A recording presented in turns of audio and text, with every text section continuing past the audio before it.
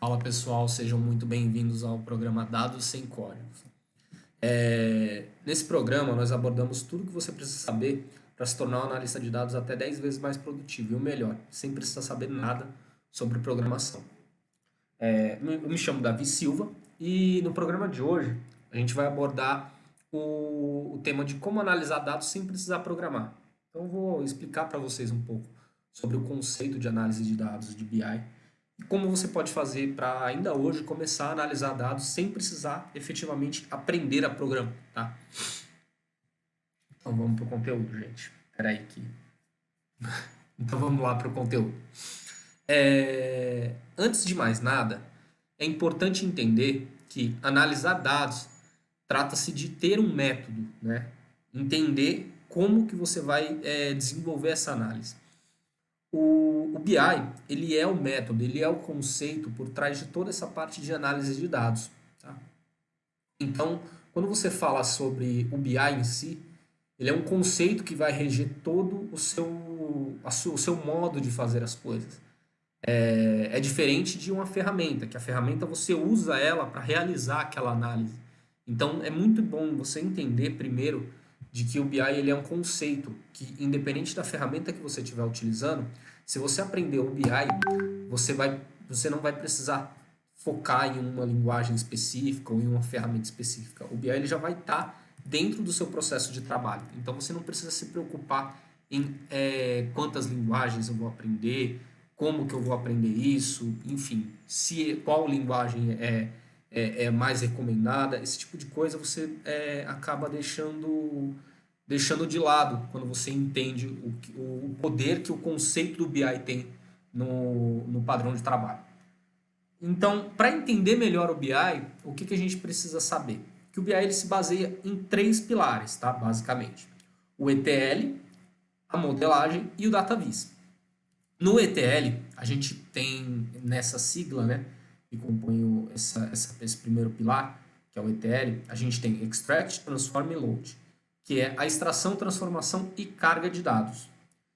Nesses três processos, né, nesses três passos do processo, você tem a extração, que é basicamente você pegar os dados de um lugar específico, né? Isso pode ser um RP, pode ser um CRM, o sistema da empresa, um extrato de banco, qualquer coisa, mas consiste sempre em o processo de você extrair os dados.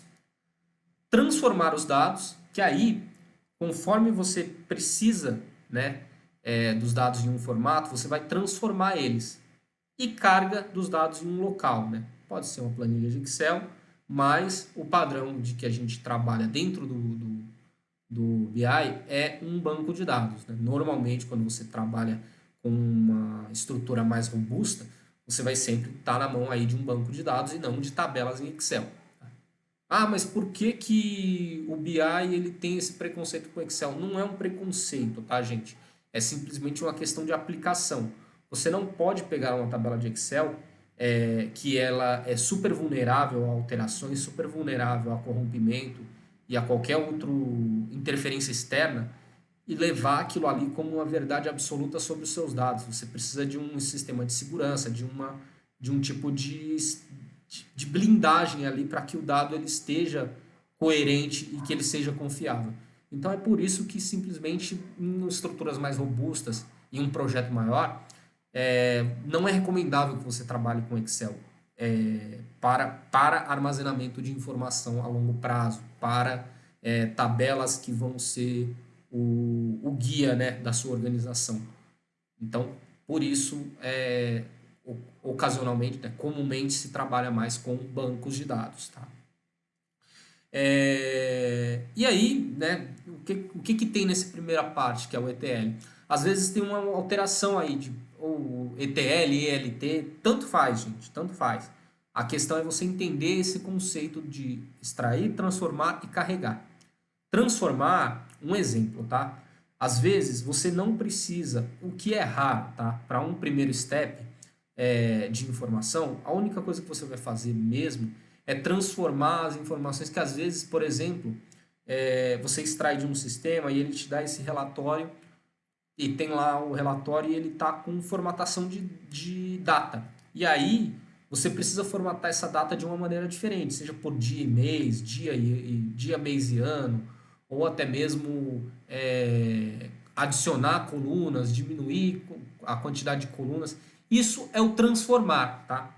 E o carregar é quando você sobe isso para um aplicativo em nuvem, para um banco de dados, ou até mesmo, né, em casos de um projeto menor, uma coisa com escopo menos sensível, você usar até mesmo no Excel.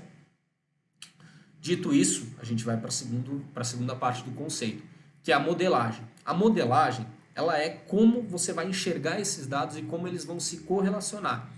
Digamos que você tem duas tabelas. Em uma delas você tem a tabela de clientes e na outra você tem a tabela de pedidos. A tabela de pedidos vai ter informações que a tabela de clientes também tem. Então, a modelagem nada mais é de como você vai correlacionar essas tabelas e como você vai enxergar elas. Um exemplo, você pode olhar para os clientes e entender a quantidade de pedidos que você tem. Logo, a sua base de origem vai ser a tabela de clientes e não a tabela de pedidos. Como você também pode ver a tabela de pedidos e vir o nome dos clientes por pedido. Aí a sua tabela principal vai ser os pedidos e não mais os clientes. Mas o relacionamento e uma previsibilidade do que vai ser usado para esse trabalho, normalmente isso é feito na parte de modelagem. Passada essa parte, a gente vem para o que é mais interessante, para o que mais brilha o olho aí do cliente final e, lógico, também é o que mais brilha o olho para quem está entrando aí nessa carreira, né? Principalmente começando a analisar dados. É o DataVis.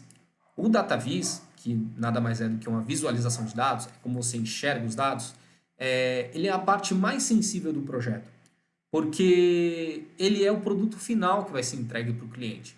Se você conseguir projetar um DataVis muito bem feito, prevendo todos os indicadores, todas as visões que o seu cliente quer, dificilmente você vai entregar uma coisa fora do planejado. Tá?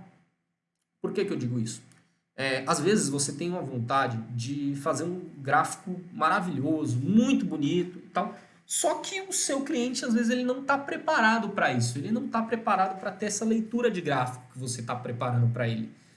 E aí, quando você entrega o resultado e dá aquele relatório com uma cara que o seu cliente não está acostumado, dificilmente ele vai comprar a ideia e ele vai entender aquele relatório. E dificilmente você vai ter um feedback positivo. Então, é muito importante que você saiba desenvolver essa habilidade do Data Visualization para você conseguir entregar todo o valor que aquele ETL, a modelagem e até mesmo o que vem depois, né, que é a construção das métricas que não estão nativas dos dados que você está extraindo, para que isso dê valor. Porque no final das contas, o DataVis é o canal principal do qual você entrega valor. E é por isso que tem tanta ferramenta focando no DataVis. Tá? Eu vou falar um pouquinho mais sobre as ferramentas depois, mas é muito importante você entender o peso que o DataVis tem na sua entrega. Eu costumo dizer que 80% do trabalho ele é feito no ETL, né? Só que 80% do valor de entrega ele está no DataVis. Se você não faz um DataVis bem feito, não adianta você fazer um trabalho maravilhoso, uma projeção estatística ou financeira em cima do ETL e da modelagem, sem você saber entregar e empacotar isso direitinho. Eu li em alguns lugares, e até mesmo isso eu tomo como verdade, que o DataVis ele é uma forma, né, ele é tido como a arte de você transformar coisas complexas, visualmente falando, né, através do visual, em coisas simples. Para você saber se o seu DataVis está legal ou não, você tem que pensar, isso está simples? É fácil de entender? Se a coisa estiver difícil de entender, muito provavelmente é importante que você repense o seu DataVis. Tá? E aí, de preferência, repense ele junto com o seu cliente, junto com a pessoa que está ali na outra ponta lendo esse DataVis. Então, vou passar também um pouquinho para vocês agora sobre o assunto de low code, tá? Low code ou no code é um assunto que tem sido muito pauta na parte de desenvolvimento, principalmente, né? Tem muita gente desenvolvendo produto e entregando resultado com esses dois conceitos, que nada mais é do que o foco do que a gente tem aqui, tá? O low code e o no code ele tem como valor principal facilitar a vida do usuário para que você foque menos em construir o carro, né? Construir o código. O carro é a forma como você vai se mover e mais focar mais na chegada, né? No ponto de chegada, que é a entrega que você vai fazer. Então, esse conceito que ele pode ir para os dois lados, tanto o no-code quanto o low-code, ele foca nisso, em entregar valor, né?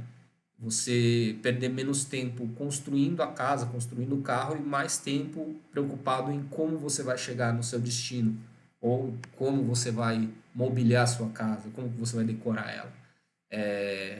Uma vez que você tem a estrutura pronta ou que você tem um nível mínimo de intervenção ali no código, você consegue se preocupar mais com o negócio, com a análise, com a medição, com o acompanhamento do indicador. Então isso é muito importante para vocês entenderem o impacto que esse low code, no code tem no dia a dia de um analista de dados, de um analista de negócios, de um analista de finanças e como vocês podem usar isso a favor de vocês. De novo, o que é mais importante do que o como, tá? O que você vai entregar é muito, muito, muito mais importante do que como você vai entregar. Se você virar para um usuário, dificilmente ele vai falar para você que ele quer que seja entregue em uma plataforma específica. Salvo alguns casos de uma pessoa que entende um pouco mais de uma ferramenta e tem familiaridade com aquilo, ou uma empresa que contratou uma ferramenta e tem que usar ela. Dificilmente um usuário, seja ele maduro ou mais primário nessa parte de visualização de dados e de tomada de decisão, ele vai exigir que você entregue aquilo ali em um Power BI, em um Data Studio ou em um Tableau. Dependendo da situação, ele só quer que você entregue. Pode ser até no Excel. Então, dito isso, a gente tem que focar sempre no que importa mais, que é o que, o valor que você está entregando, o resultado do trabalho. Porque o como, cara, depois que você aprende o conceito, o como ele é só um detalhe. E aí o principal valor que você tem que entregar é onde você vai focar. As ferramentas mudam, os conceitos prevalecem. Pouco tempo atrás, quem era o líder de mercado era o MicroStrategy. Por muito tempo o Tableau também teve muito na frente. Hoje em dia o Power BI é rei, né? E principalmente em middle market, em empresas de médio porte e startups. O Power BI ele facilita muito a vida. Data Studio também está crescendo muito. Só que para vocês verem que isso é transitório. Hoje é uma ferramenta X, amanhã vai ser uma Y que vai liderar o mercado. Se você fica preso a uma ferramenta, a uma linguagem, você corre sérios riscos de ficar defasado. E aí, como que você vai se reinventar no mercado se você só aprendeu a mexer em uma ferramenta? Então, é importante você entender todo o conceito, tudo que roda, que faz a roda girar, para que você consiga desenvolver coisas novas, se reinventar, reaprender, aprender novas ferramentas e não ficar para trás do mercado. Bem, vou falar um pouquinho para vocês sobre a minha trajetória pessoal e tentar ser breve, né? Ser breve e ainda assim conseguir entregar algum valor para vocês aqui nessa retrospectiva aqui sobre a minha trajetória pessoal. Eu comecei com 16 anos de idade, ajudando meu pai, eu era garçom, trabalhei como garçom até os 21 anos de idade. Lá nessa experiência como garçom eu tive muito aprendizado sobre soft skill, que a gente chama hoje de soft skill, né? Mas basicamente o atendimento ao cliente, o atendimento às pessoas, né? Quando você está na frente como garçom, você aprende muito sobre ler as pessoas, sobre ler o momento das pessoas, entender quando você pode fazer uma sugestão, quando você não pode, se a pessoa está num dia bom ou num dia ruim. Isso é muito importante para quem analisa dados, porque por incrível que pareça, o trabalho de dados ele não envolve apenas tecnologia, apenas cálculos, apenas fórmulas matemáticas. Ele envolve, sim, entender o negócio, entender as interações humanas para que você consiga fazer análises mais assertivas, para que você consiga extrair mais valor das informações, né? Imagina que se você está fazendo um dashboard, você está atendendo um diretor, você está atendendo um cara que tem tomada de decisão. Então você precisa entender o lado dele, você precisa saber como ele pensa, você precisa entrevistar o cara e entender bem o mundo dele, para que você não cometa erros ali que podem deixar de mostrar alguma coisa que ele precise. Às vezes o cliente não sabe o que ele quer. E às vezes você precisa entender o mundo dele para que você consiga produzir um material de qualidade. Então, essa parte de atendimento é muito importante, esse soft skill de você ter resiliência, de às vezes tomar uma porrada, de tomar uma rasteira ali em questão de feedback, de processo, e você saber ter resiliência de você se reerguer e conseguir tirar alguma coisa boa disso, né? Minha trajetória como garçom, ela foi até os 21 aproximadamente, né? Mais ou menos com essa idade eu consegui um emprego em um escritório. Lá era uma software house. Nessa software house eu comecei como analista de suporte. Lá eu tive contato com banco de dados, tive contato com Excel. E foi aí, eu já tinha curso de Excel, já me dava bem com todo o pacote Office, né?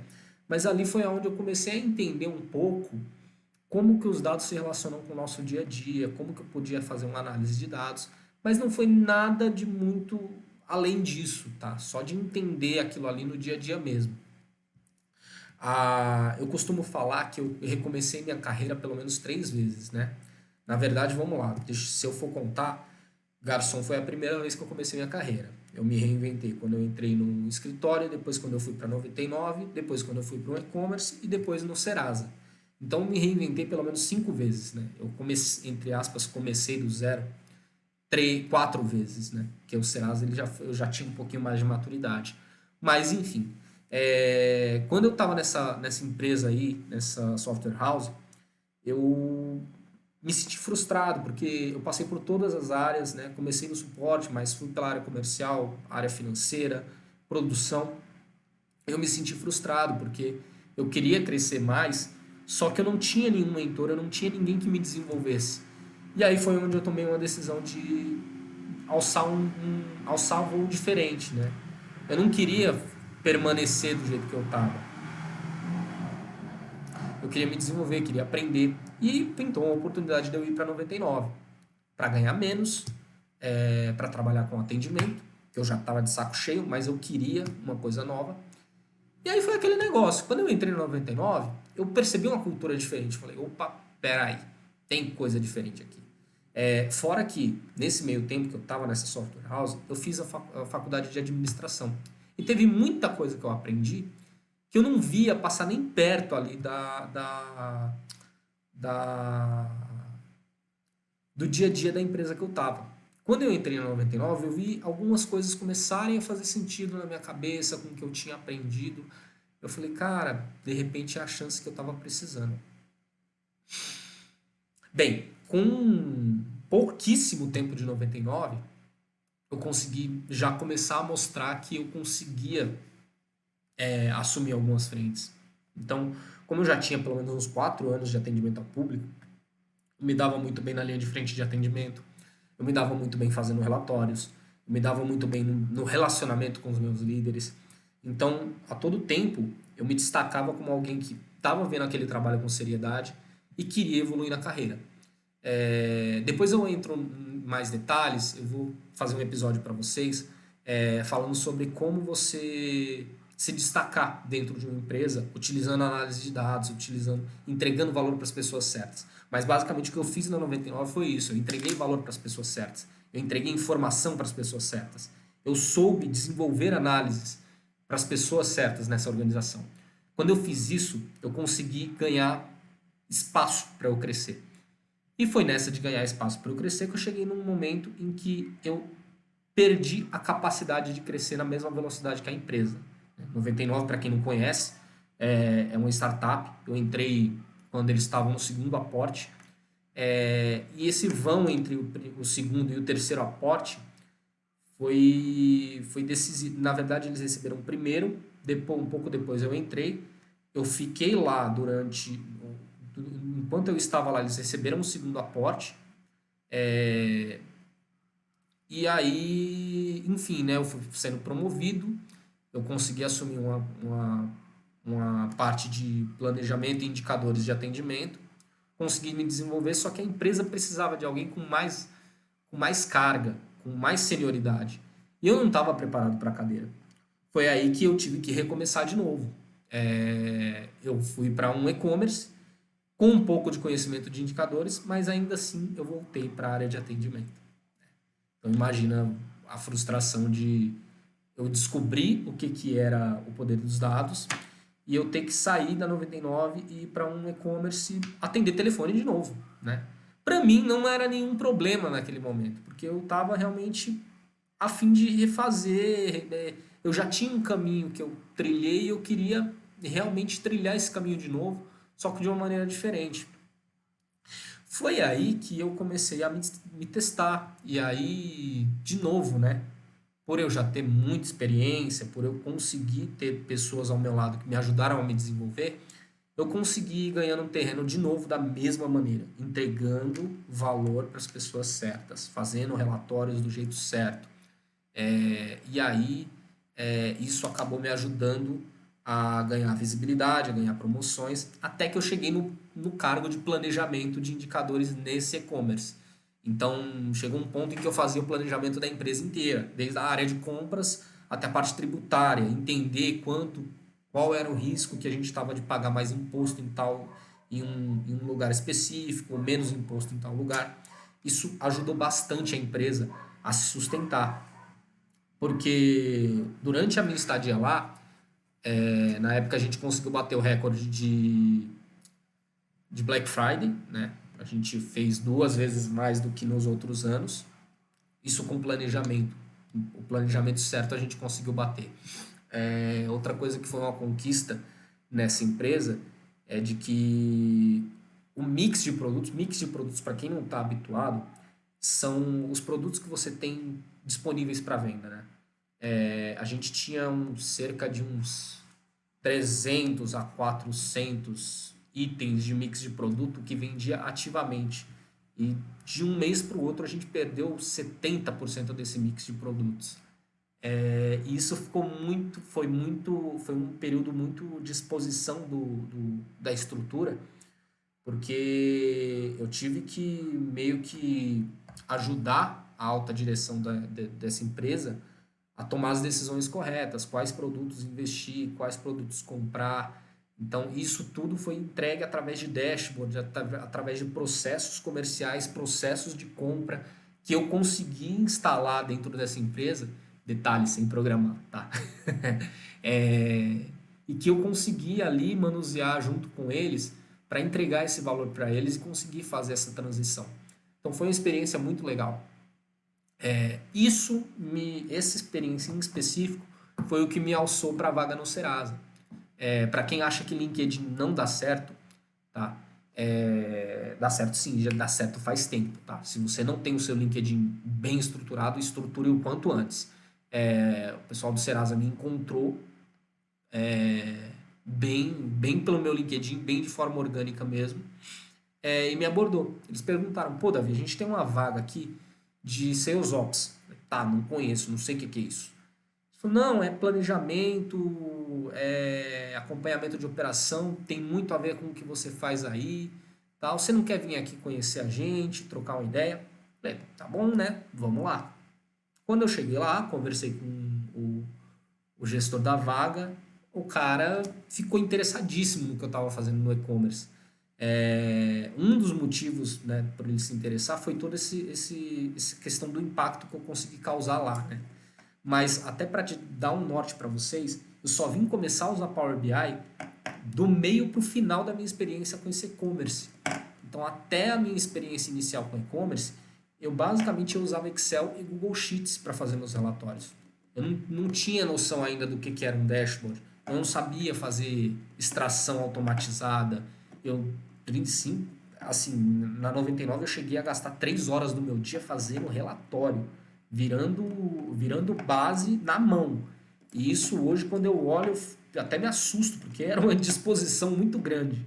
Mas é legal passar por essas experiências, porque quando você entende o processo, quando você faz essa extração manual, né, quando você faz esse trabalho da maneira mais braçal, você consegue entender a dor e o quanto você ganha quando você automatiza os processos.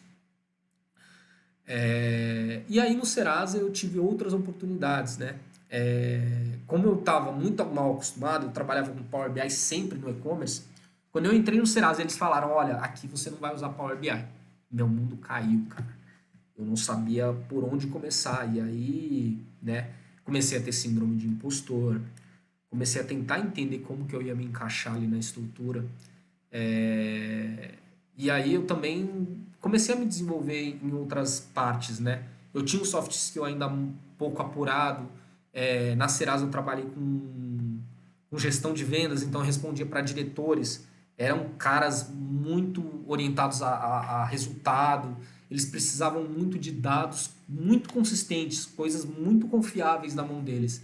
E eu tive que ter um jogo de cintura ali para entender o momento, para entender o meu momento e saber como que eu ia me desenvolver ali.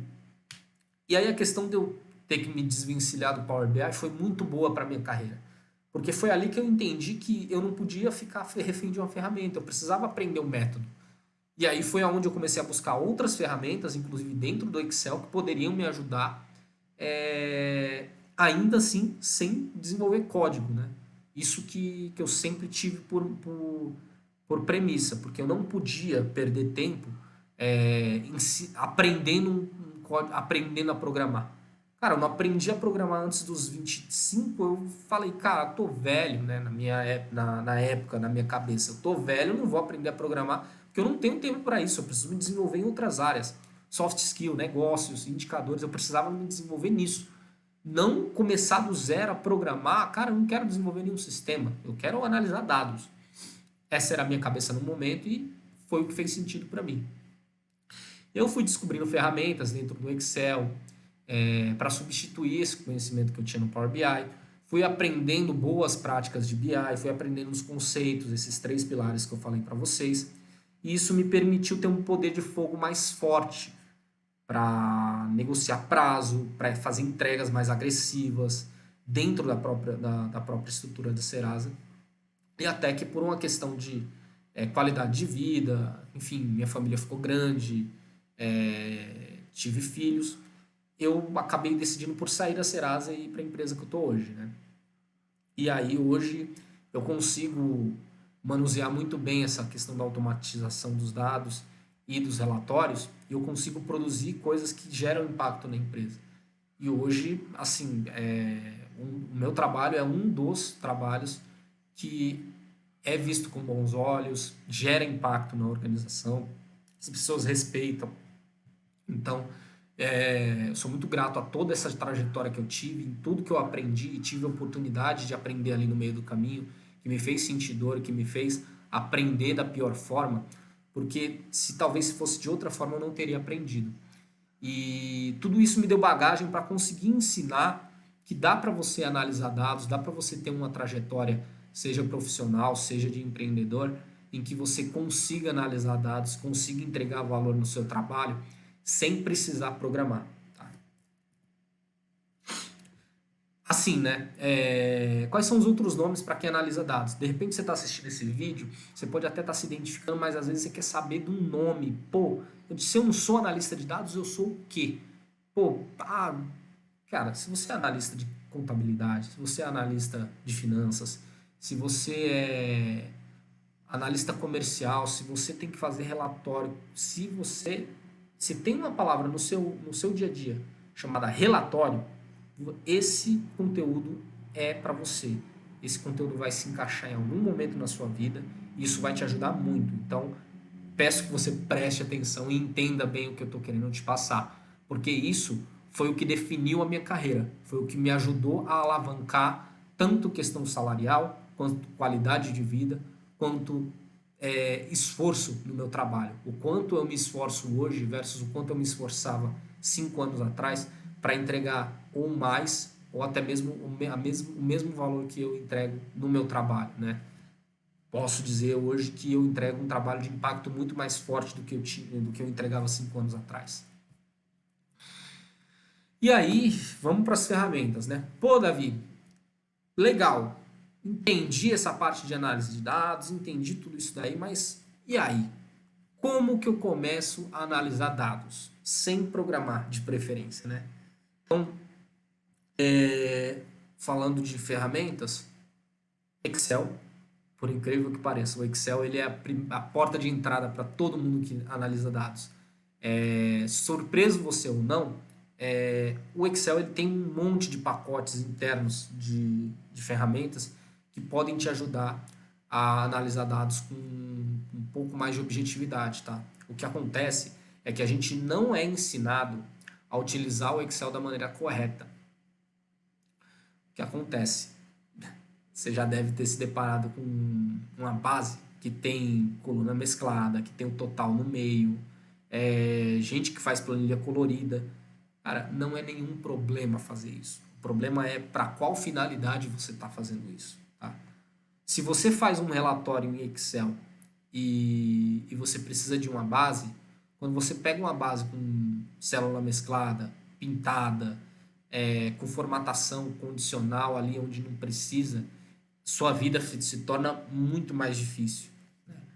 Se você tem uma base mais limpa, sem totalizador, verticalizada, que a gente fala, né? Que é assim, tenta verticalizar o máximo possível. Que é o quê? Ao invés de colocar a data ao longo da planilha, né? Indo para o lado, coloca a data indo para baixo. Coloca uma coluna de data e vai colocando a data indo para baixo. Produto, putz, ao invés de criar uma coluna para cada produto, cria uma coluna só chamada produto e cria uma linha para cada produto e assim por diante. Esse tipo de decisões, quando você começa a trabalhar com análise de dados, em Excel principalmente, eles começam a te ajudar a você ter uma boa prática melhor lá na frente. Voltando para o ETL, quando você tem uma estruturação bem feita, padronizada, você, por exemplo, né, o primeiro passo de quem vai analisar dados no Excel é fazer uma tabela dinâmica. Quando você faz uma tabela dinâmica, ela prioriza a formatação verticalizada, uma base verticalizada. Facilita a sua vida num nível extremo você conseguir fazer uma base verticalizada para depois você analisar uma tabela dinâmica. Dentro do Excel ainda existe o Power Query e o Power Pivot. É outra coisa que eu quero trazer muito para vocês aqui, que vai dar um estalo. Quem não conhece Power Query e Power Pivot, eles são os motores principais, né? Eles são o coração do Power BI. O Power Query é para fazer a parte de ETL e modelagem. E na verdade o Power Query faz o ETL, tá? E o Power Pivot é a modelagem e um pouco do DataVis, né? Então, para você, às vezes, ter o mesmo desempenho até melhor do que você teria no Power BI no Excel, aprender essas duas ferramentas e esses dois suplementos que estão ali dentro do Excel e você provavelmente não sabia até agora, vão fazer toda a diferença para você. E aí é um bom ponto de partida já. Falando de Google Sheets, o Google Sheets também é uma ferramenta ótima para você fazer análise de dados. Eu, particularmente, eu prefiro um pouco mais o Excel, mas o Google Sheets ele te dá as mesmas funções ali, você só não vai ter a mesma facilidade de fazer um Power Query, um Power Pivot da mesma maneira, mas existem sim maneiras de você fazer isso no Google Sheets, tá? Criar dashboards é possível, tá? Só dá um pouquinho mais de trabalho. Trabalhando em conjunto com o Google Sheets, até para fazer dashboards, que é uma maneira muito mais fácil de fazer dashboards online, principalmente quando você precisa de uma demanda online, vem o Data Studio. O Data Studio ele foi muito divulgado na área de marketing, para acompanhamento de campanha, investimento, toda essa coisa. Quando você usa o Google Sheets junto com o Data Studio, você consegue ter um leque ali de possibilidades, um leque de trabalho muito grande, muito grande. Você consegue usar o Excel, o Google Sheets, né, como se fosse o seu Excel, e o Data Studio vira o seu Power BI. E aí, tudo de graça, tá, gente? Você consegue, inclusive, fazer colaboração, compartilhar com o seu time, mandar por e-mail, você consegue utilizar aquilo ali de modo online. E, de novo, gente, é transformador quando você começa a usar essas ferramentas que elas facilitam o seu dia a dia. Imagina você não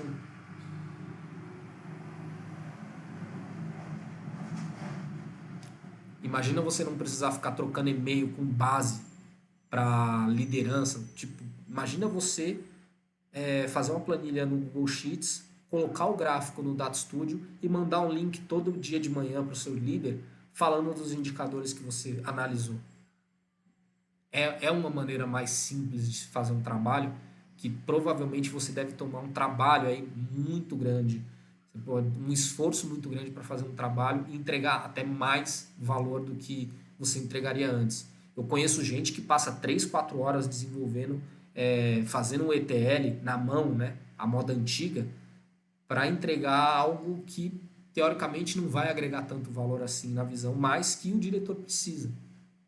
Então é muito importante vocês terem esse tipo de discernimento e aprender para que vocês consigam sim se tornar 10 vezes mais produtivos e entregar aquela informação que tem menos impacto mais rápido, mas também entregar a informação que tem muito impacto de uma forma rápida, objetiva e com padrão de trabalho, que é outra coisa que quando você aprende o BI e as boas práticas, você passa a ter, né? Quem nunca desenvolveu uma análise, mandou por e-mail para o chefe, aí um mês depois o chefe vem perguntar como que foi feita essa análise. Cara, se não for um negócio que você faz todo dia, dificilmente você vai lembrar como é que fez. Quando você estrutura isso através de um BI, a coisa fica mais fácil, porque tudo tem lastro, tudo tem marca. Os dados eles ficam eles têm um trajeto quando você usa o método. E isso também faz a diferença na hora da entrega.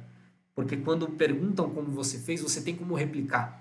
Diferente de quando você faz uma coisa ali por impacto e você às vezes esquece, não que você não saiba, mas você esquece como você fez.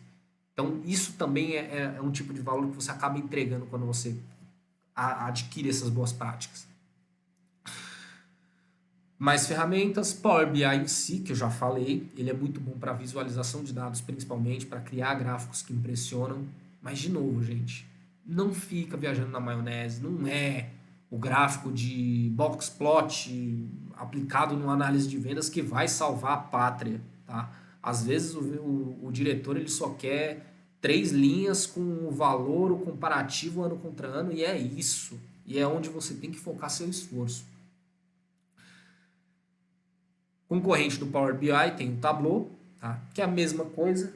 Ele tem um plano pago lá e tem o desktop que ele é mais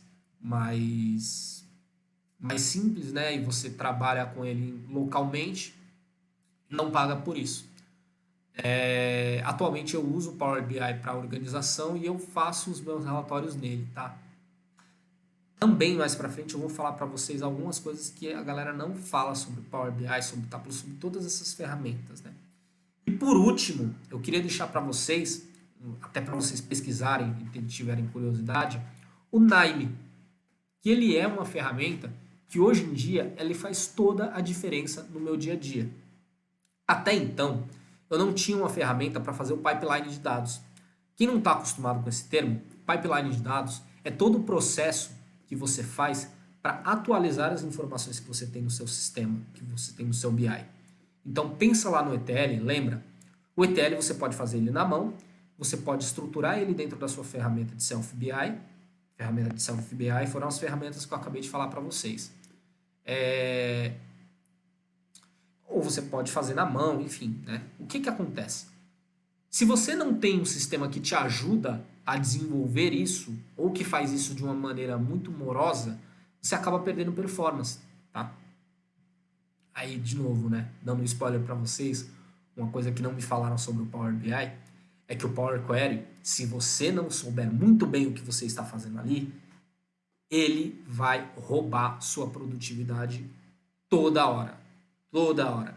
Todo o tempo que você ganhou estruturando, fazendo as bases, vai ser perdido na hora que você cair para o Power Query e você não fizer uma modelagem bem feita.